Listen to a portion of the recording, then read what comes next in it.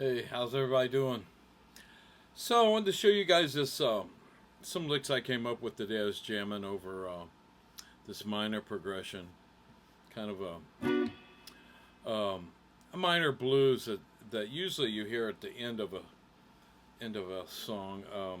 I do a song called "The Bluest Blues" by 10 Years After, and I do it in the key of A minor, but this is in the key of B minor, but it's almost the exact same chords at the end. The chords are going to be B minor to an A chord, straight A, to a G major 7th, to an F sharp raised 9 chord. So those are your four chords. B minor, A, G major 7th, F sharp raised 9 chord. And I'll show you a couple little tricks that I use when I'm playing a progression like that, chord-wise. But right now, I'm just going to play it with the track that I have, and hope I got the balance. I'm trying to learn to adjust all this stuff, especially the like the camera angles and stuff. Somebody said that my last few videos I was cutting out the top of my head or something. I don't know. So I tried to adjust it back to where it was before. I'm not well, I'm kind of tech savvy, but not really. And now I'm talking too much. But anyway, so let me play this progression. Again, B minor, A, G major 7th, F sharp raised 9 chord. So I'm going to play a couple times through the progression. Then I want to explain one thing I did on the F sharp raised 9 chord. That always works. And if you don't know it, you'll appreciate knowing it. So here he goes.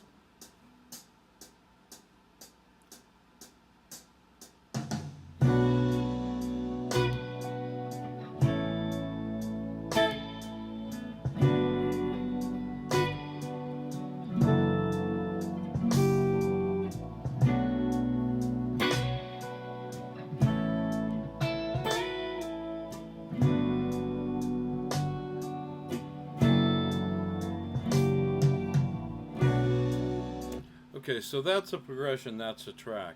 So what I wanted to show you was on that F sharp chord, where it plays that raised 9 sound. I took the raised 9 and played a flat 9, like that, because that leads you, that's a leading chord, that flat 9, that F sharp 7 flat 9 chord leads you right back into that B minor chord. So anytime you got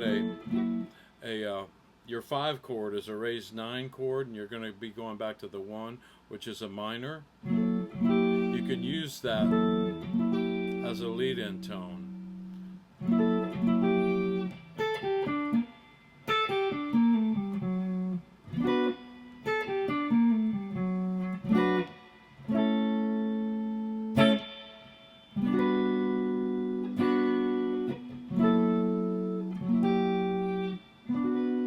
You can just hear it and it makes sense. Okay, so I wanted to show you this solo I came up with, and again, it's built off of chord tones mainly, and some arpeggio ideas, and I even do I'm not good at this tapping stuff. I don't do a bunch of tapping stuff, and if I do it, it's very simple. About the time that tapping came in, Eddie Van Halen was starting doing all that stuff. I was listening to blues and jazz stuff, so I kind of got left out of that part of the rock and roll scene. I kind of detoured and went more towards blues and jazz stuff, but I appreciate Eddie Van Halen. My God, he was a monster. And if I was to play rock and roll, it would have to be like a combination of him and Hendrix. You know, I always thought if they had a baby together, it'd be pretty cool. Anyway, okay, so let me play this solo, and then I'll explain how I do it. Okay, so here's the solo. Hang on. Here we go.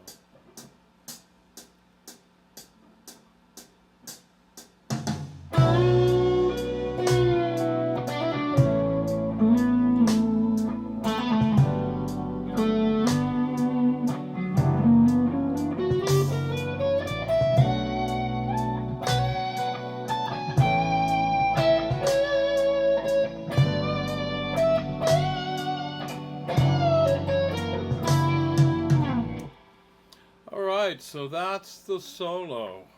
I'm going to play it one more time. I don't quite got that first tap. Those taps are hard for me. Like I said, I wasn't from the school of Eddie Van Halen. But I like the sound of it. Especially, I think Billy Gibbons did the same kind of thing in that one blues song. Blue Jean Blues, he did it. He did that exact lick, and I think that's what I'm doing here. I'm not even sure. Alright, here we go.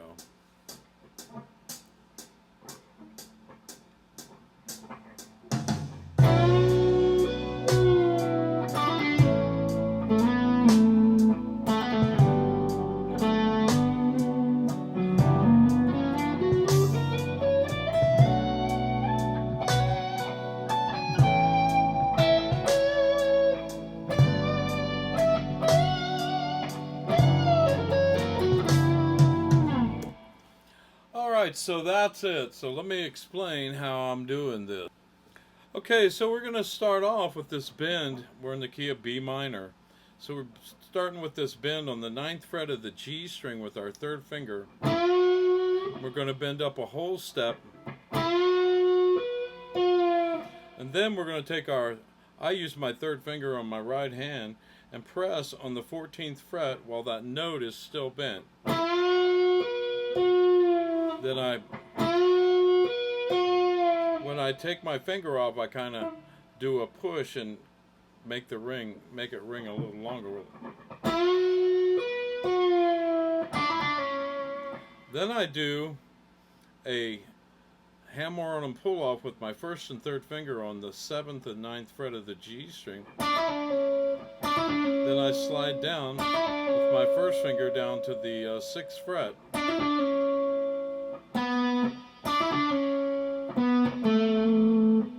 So we got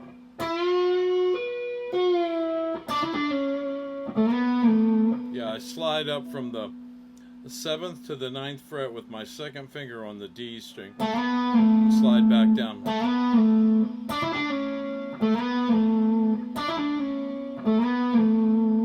Let me play that much.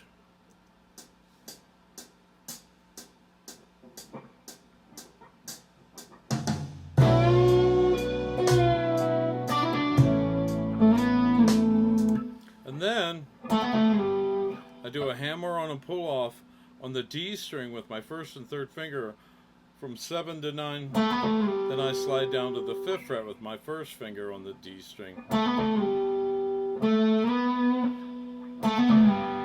Then I put my 3rd finger on the 7th fret of the D string and slide up to the 9th, like that.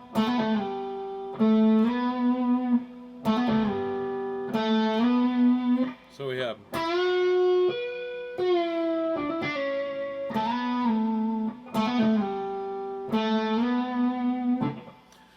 And then I do this little, I don't know if you'd call it, so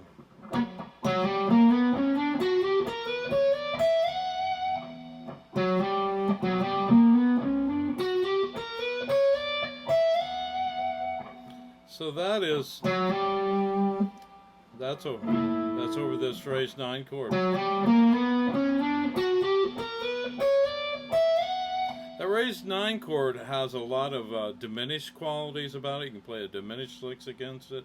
You can also play the harmonic minor scale against it. Or this diminished sound,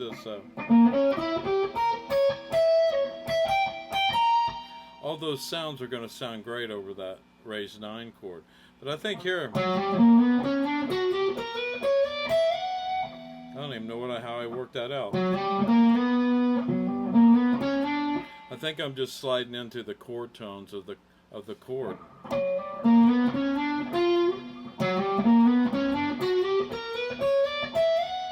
So here's what I'm doing there. Sliding from the 9th fret on the low A string, up a half step to the 10th fret.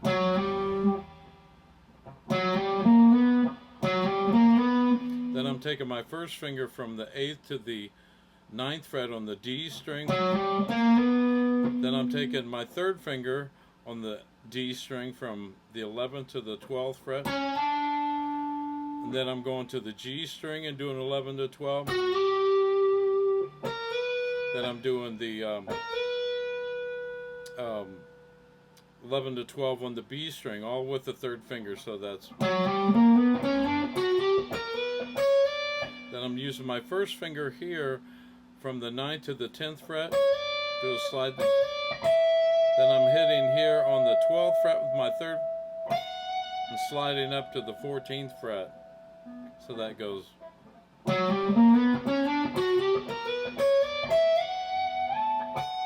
And then when I hit on the 12th fret, I slide up to the 17th fret, and so I'm going. And then going right back down, sliding back down to the 14th fret.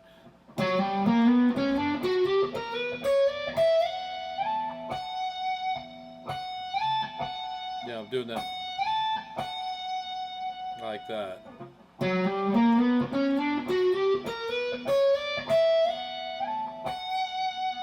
So let me play up to there, the whole thing here.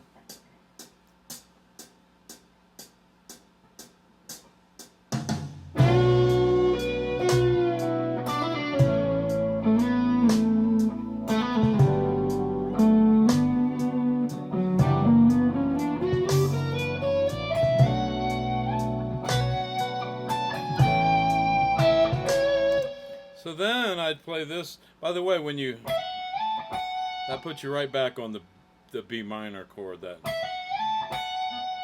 note ends up being right on the B minor chord, back on the 1 chord. Then I play this, and that's over the A chord.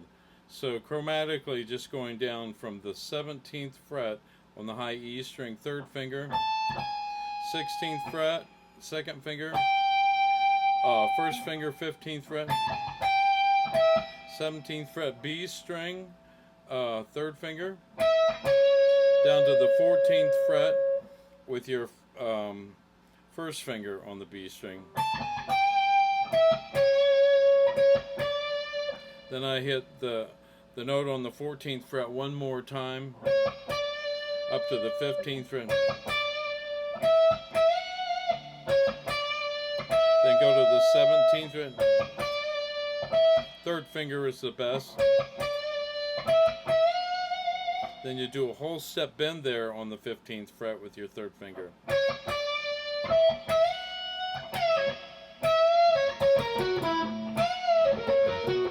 Then you do this like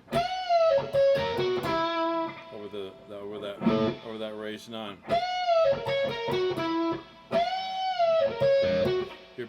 It's bent. You already, and you bend it again there on the 17th fret.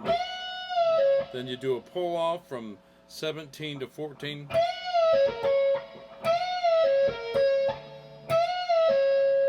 Then you go to the 15th fret of the G string, back to the 14th fret of the B string, back to the 15th fret of the G string, to the 16th fret of the D string, end here on the 14th fret of the D string 1st finger.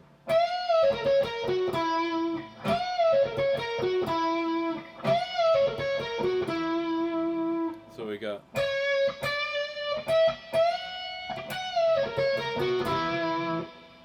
So let me play the whole thing one more time.